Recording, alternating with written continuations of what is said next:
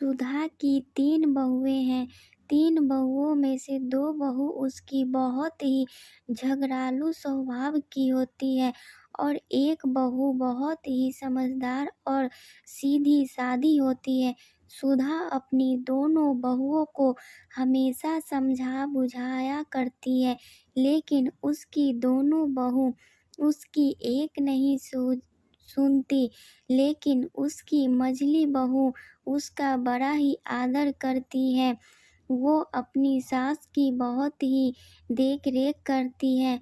अपनी माँ से वो अपनी सारी बातें शेयर किया करती है, क्योंकि मझली बहू अपनी बातें किससे कहे, इसीलिए वो हमेशा अपनी माँ से फ़ोन पर सारी बातें बोलती। तो मझली बहू की माँ उसे समझाती कि बेटी, तू अपना फ़र्ज़ निभाना, और इसीलिए सुधा अपनी सासू माँ की बहुत ही देख-रेख करती है। वो सोचती है कि अगर सासू माँ को कुछ हो गया तो इस घर को कौन देखेगा।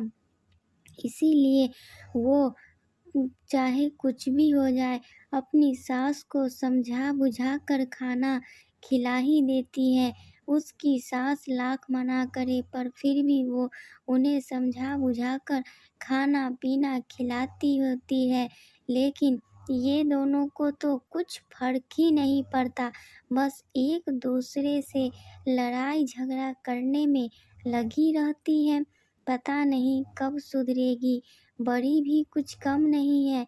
जब छोटी किचन में आती है तो वो कहती है, क्यों रे, बड़ी आई है खाना खाने?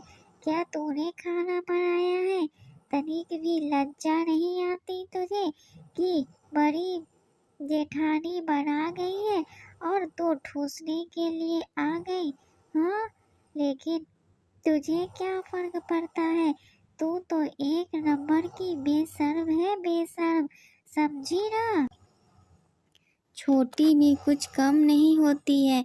बड़ी की बातें चुपचाप सुनते-सुनते वो भी अपनी बात कहने से पीछे नहीं हटती। वो भी जली-कुटी सुना ही देती है कि तुम तो बहुत ही खाना बनाई हो, वैसे ही बात कर रही हो। तुम्हें शर्म नहीं आती कि अपनी देवरानी को अकेले खाना बनाते हुए कि ज़रा सा उसकी मदद कर दे और मुझे समझाने आई हो? तुम कौन-सी बहू थी हो? उन दोनों की बात सुनकर सुधा की आँखें खुल जाती है और वो फिर बोलने लगती है कि ये दोनों तो मुझे चैन से जीने भी नहीं देती और न चैन से सोने देती है। तभी उसकी मझली बहू आ जाती है और वो उससे कहती है कि जाकर उसे चुप करवाओ, नहीं तो वो मुझे अब नहीं चाहती कि मैं जीऊँ। अरे माँ जी, उन दोनों की बात आप छोड़िए, आप आराम कीजिए। उन दोनों का तो हर समय का यही लगा रहता है। अरे कैसे सोऊँ मैं?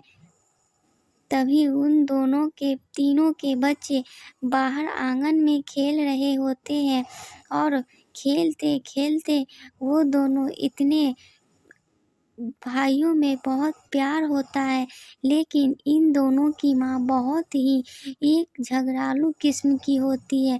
वो इन दोनों बच्चों को भी एक दूसरों से अलग कर देती है और बेचारी मझली बहू की बेटी दोनों को देखती रहती है। वो मालती होती है। मझली बहू की बेटी मालती चुपचाप दोनों चाचियों की बात सुन रही होती है, पर कुछ नहीं कहती। बेचारी करे भी तो क्या करे? वो अपने दोनों भाइयों से बराबर-बराबर ही प्यार जो कर रही होती है, लेकिन इनकी चाचियों को तो कोई फ़र्क ही नहीं पड़ता कि इन मासूम बच्चों पर क्या असर पड़ेगा। वो बस अपने में ही घिरी रहती है। पता नहीं कौन समझाए इन्हें। इन बच्चों को तो पता नहीं क्या होगा। लगता है मुझे कि माँ मुझे आप लोगों से दूर कर देगी दीदी, तभी तो वो हम लोगों को कभी साथ में खेलने भी नहीं देती। अगर ऐसा ही चलता रहा ना तो मैं भी एक दिन यहाँ से चला जाऊंगा। तभी मालती बोलती है कि नहीं भैया, हम लोग नहीं जाएंगे, बल्कि हम ही लोगों को उन लोगों को सुधारना होगा, नहीं तो उसके चक्कर में दादी चली जाएगी। दादी को देखते हो कितनी परेशान रहती है, हमारी चाचियों के कारण माँ ही उसे संभालती है, नहीं तो पता नहीं दादी का क्या होता, हमें इन दोनों को ही संभाल